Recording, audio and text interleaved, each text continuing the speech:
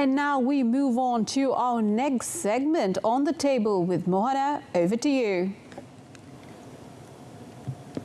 Hello and good evening. On the table tonight on International Women's Day, as we discuss women in entrepreneurship, we have a special guest who has made her mark in the world of fintech. Nadia Ismadi is co-founder and CEO of Pod, a financial well-being platform for gig workers and the underserved in Southeast Asia. Welcome to the program, Nadia. Thank you for having me. Nadia, before we get into the main question, can you tell me what inspired you to get into entrepreneurship, build something from scratch in a relatively male-dominated area? I was previously in a male-dominated area of finance, but what was intriguing for me for this particular problem that we're trying to solve for the underserved specifically was actually the year-on-year statistics that financial institutions talk about, that Malaysians can't save 1,000 ringgit in emergency fund. And you hear this every year. So in my mind, why isn't anybody doing anything about this? And the impact of that is even worse for the underserved and the gig workers because their income fluctuates so much. And at that time, within my capacity, I didn't have the opportunity to solve for this particular segment. Yeah. So I decided I would give it a step outside, hence where we decided to start Pod. Yeah. Well, as I said, this is a male-dominated area. Yeah. And what do you think then are the barriers that women face in the entrepreneurial world in general? And how can we overcome this? I think a lot of conversations have been on the symptoms. So you talk about lack of participation for women in entrepreneurship, lack of funding, but I think the overarching issue really is gender roles. So today, for example, women have to perform both professionally and domestically, and there's a certain level of expectation society place on women to do both stellar. Well, so the challenge is really on the gender roles, because a lot of times when entrepreneurship is hard for both women and men, but there's a layer of friction when there's certain expectation placed onto women to say, be married at a certain age, have kids at a certain age. And the questions that you get asked sometimes from your stakeholders, investors, potential partners, and clients is, when do you plan to settle down? Suddenly your personal life matters or factored into whether or not they invest in you. So I think those are the challenges that women face as entrepreneurs or in general. So if we can work on how do we solve that at every layer, so how do we encourage more women to look at entrepreneurship as a career path, we can start there.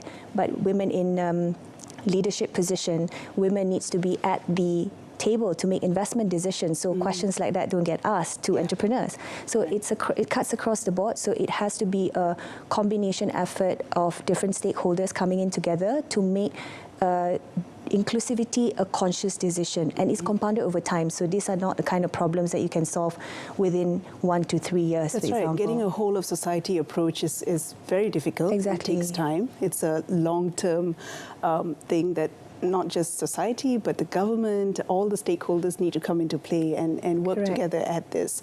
Do you think what's being done right now is enough, or should we speed up this process? I think there's a lot of things that are in the works today. So at corporate level, even in our playing field of entrepreneurship, a lot more investors are taking conscious approach when they are selecting their portfolio companies and putting more women, or if they can't hire someone to make investment decisions, they will have entrepreneurs in residence who are female to contribute to the investment decisions.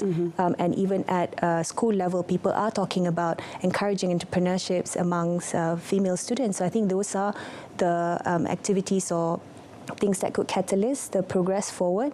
There's a lot more that can be done, but I think it will get there in time, for as long as everybody keep doing what they do consciously. Okay, and one of the main things that I think is important is having the right role models in society and for the entrepreneurs themselves. So how do you think mentorship comes into play here? Like, why is it important to have a lady who's successful and who is an entrepreneur? Why is it important for people like you?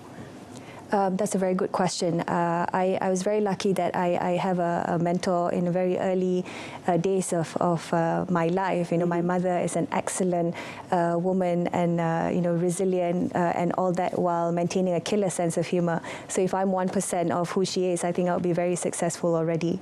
And when I started my first job, I had a female boss who now turned mentor. She was brave enough to give me the opportunity to try and fail. and learn from those mistakes. And her effort to pay it forward, to allow me to do those things, actually gave me the right skill sets for me now to then start my entrepreneurship journey. And I think having that kind of sponsor is really important to push you forward. It doesn't have to be a female, but a lot more times you resonate better with people who look like you. So in sessions like this, I genuinely feel, and my hope is that someone would watch this and think, hey, she looks like me. If she can do it or attempt to do it, maybe I can. And that's the kind of message I hope we can propel forward today. And a lot more women entrepreneurs are doing this, paying it forward for the next generation of entrepreneurs. Do you think we have enough women entrepreneurs in Malaysia? Definitely not. I think we definitely need more women entrepreneurs. And the notion of failing, I think, has to be normalized a little bit in our society, especially for women, because the pressure is really intense. For example, if, let's say, a kid is not well in school, immediately the mother would want to drop everything and go to the rescue of the child. That's right. And a lot of times this a particular instinct is seen as a liability when it's not, because we are designed in that manner. It's a strength and it should be considered as such. From the different viewpoints of stakeholders, right? Investors should see this as, the fact that you are empathetic is a skill, and it's something that should be valued rather than seeing it as a liability. So I think it's a lot more women needs to be at the table, and not just as entrepreneurs, but also across the table, in the investor seat, in the potential client seat, for all of us to make a true difference. Okay. And how can we promote a more inclusive and diverse entrepreneurial ecosystem in Malaysia? I think the effort, number one, has to be concerted and it has to be intentional. So everybody needs to look at this as an opportunity to create a diverse talent pool. Because I think a lot of times we talk about we don't have enough people in Malaysia, qualified individuals, not just as entrepreneurs, but to hire, for example. As a business owner, when I want to hire, I have to be intentional when I look at the set of candidates. They have to be women CVs on the table as well. We hire by merit, of course, but I think for the women who did not make the cut for the job, we make it a point to now then sit with them to say, these are the things that was missing, that were not on the table. So work on it, come back again, because we would love to hire more women in the team, for example. And I think that conscious effort has to translate all the way up, right, across the board. So even at investors level, make it a point when you meet potential portfolio companies, have female-founded companies within the mix as well. There are not a lot of us. I hope in time there will be more, but make it a conscious effort to always have them at the table. Right. Do you then think we need more emphasis on equity as opposed to equality? So having a bit more given or opportunities handed out. Like you said, based on merit, it's not just a blanket thing where, it's 50-50, 50% women, 50% men. We're looking at caliber as well. Yes. So, yeah, you're absolutely right. So, yes, when you hire eventually based on credibility. But what are the steps you are taking to empower the women who were part of that selection pool that did not make the cut? So this is where consciousness in the effort to promote inclusivity comes in, where it's a cost, right? It's a cost to your time to be, able to go and say, it's just not no thank you, but you're actually educating them to say, okay, these are the things that you need to do to improve. We do that also for our borrowers, for example, on our platform. The people who did not get financing, we just don't say, try again next time. We tell them how do you try again next time so that you have a higher chance of making it. I think those are the additional effort that has to be put in place if we truly want to talk about women having a chance to be at the table. Okay. And what about funding and resources for women-led businesses? The statistic is still sad, frankly, after, I'm in year 5 of my entrepreneurship journey.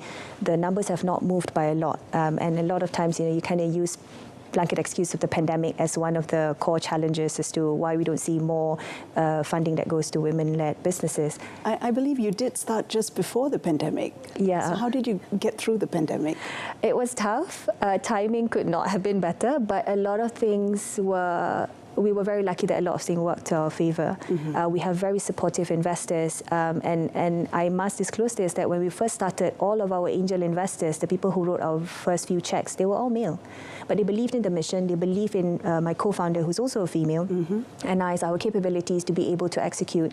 So I think finding that champion within that ecosystem, I think, is very important. You don't always have everybody saying yes to you, but I think if you have the right people within your ecosystem to support you, it will make a really great difference as entrepreneurs and as female entrepreneurs. Okay.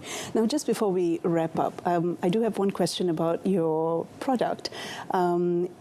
You are looking at the gig workers and the people who are underserved. So can you tell me a little bit about that? Like, why is it important to address that gap?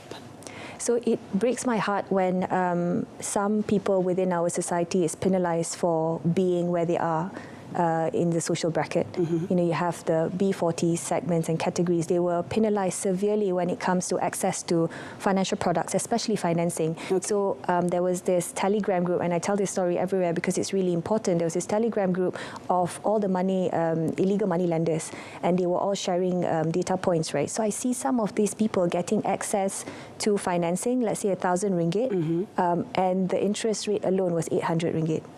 And they have to pay back 1,800 ringgit in 2 to 3 weeks. They will never be able to get out of it, right? So it will always be that cycle. And for gig workers, it's even worse because let's say you talk about a rider. If he doesn't work 2 days because the daughter is sick, his income that week is affected, and it snowballs because the expenses stays the same. So I think the challenge for the gig workers is having access to fair products that take into account of their work condition. They don't have the 3 months pay slip that is required to get access to this product. So how can financial institutions and fintech providers work together to solve this problem, to say, hey, how can we look at them differently so that the products that you and I take for granted, they could also get access to those, right? Which are fair and easily accessible for them. I think those were the true north for us. Okay, that's fantastic, and I wish you all the best. Thank you. Ms. Nadia Ismadi, thank you so much for your time today. Unfortunately, we have so much to discuss, but time's running out. Thank you. Thank you so much. And that's all the time we've got for this evening's special edition of On the Table, celebrating International Women's Day. It's now back to you.